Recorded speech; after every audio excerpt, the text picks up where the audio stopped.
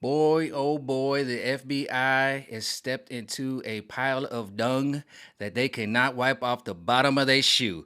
And they showed their ass on this one. And I knew it was coming. I said, we're living in the unveiling. I did a video and I talked about it. I knew it all started from that smack heard around the world when I saw the actor who played the Archangel Michael, John Travolta, hand him that trophy. And I saw him do that little hidden hand.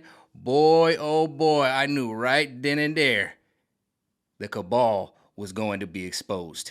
I had been talking about it. I kept throwing up this one in the card readings where it said it's gonna unravel. They're gonna unravel. This evil spirit that's been on us is gonna unravel, and when it does, we're gonna be able to see who was attacked, how they were attacked, and the attackers. And here it came. I just did this in Walking in Purgatory, and I knew it was just gonna be a bloodbath. It was just gonna be this, and all the connections that I can connect now are just redonkulous. And it all started with the smack heard round the world, right?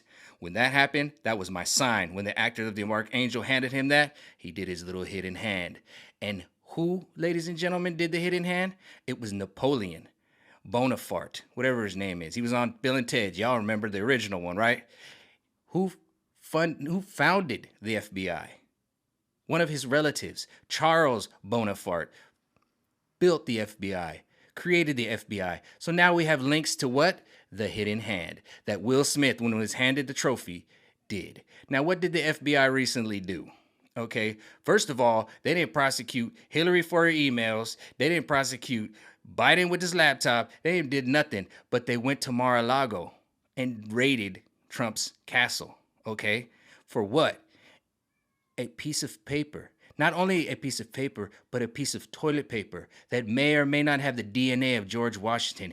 He may or may not have wiped his bunghole with that, and I heard it has the effervescence of the aroma.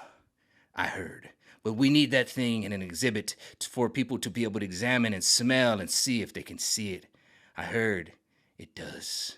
But the mystery remains at Mar-a-Lago until the FBI went in there gung-ho like Rambo and Arnold Schwarzenegger, broke open the door. They already knew this article was there. Back in June, they did it.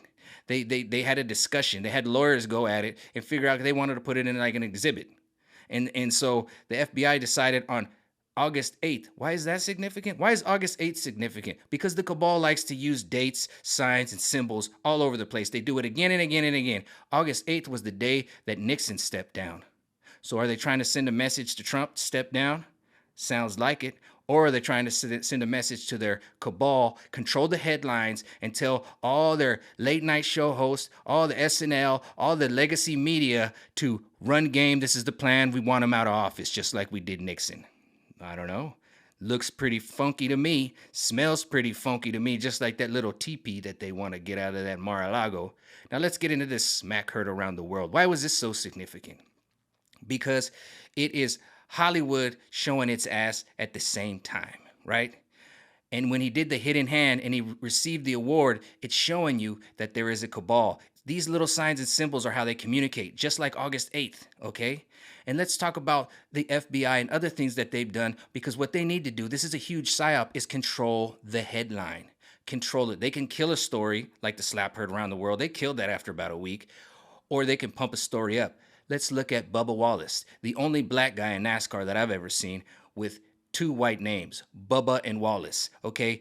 Dude came out there and said he found a noose in his garage, okay? And like 20 FBI agents went out there and swarmed it and everything. And when they found out it was just a rope, the story just kind of died, but it didn't die. I just saw on ESPN a few days ago, they did a documentary on it where Bubba Wallace was like, yeah, that noose. It wasn't a noose. It was a piece of rope. And who else during this did the same thing? Now remember, this is the time where Jada Pinkett's boycotting the Oscars because there's no black nominated people for the Oscar. Okay, no black people got nominated. This is the same time Dave Chappelle got ixnayed from Hollywood because he decided not to sign on the dotted line. Cat Williams was having all type of problems talking about this and talking about that. We were starting to peak into Hollywood there. Okay, Weinstein got popped. This was all happening, right? We had Black Lives Matter, Colin Kaepernick just come out of nowhere. All this thing just hit our society out of nowhere. And these actors pushed it. Okay, and you see Bubba Wallace and who else? Juicy Schmule. He came out with a noose around his neck with two dudes he paid with a check over $3,000, I think it was, to pour bleach on him and put a noose on his neck. Doesn't this all seem coordinated and weird? Yeah. Not to mention, during all of this, they had a plot to take out the governor, to kidnap the governor of Minnesota, and it was going to be a bunch of white supremacists. But what happened? The guys got mad, got scared, and they ratted out the FBI agent that was in control of it all. So now we can see this connection going back to Napoleon and his relative, Charles Bonaparte, who made this thing, who made the FBI, who created it. So now you have hidden hand symbology going back to the day, still being used in 2020 with Will Smith, letting you know there is a cabal. They're letting you know. All this stuff is still going on, okay?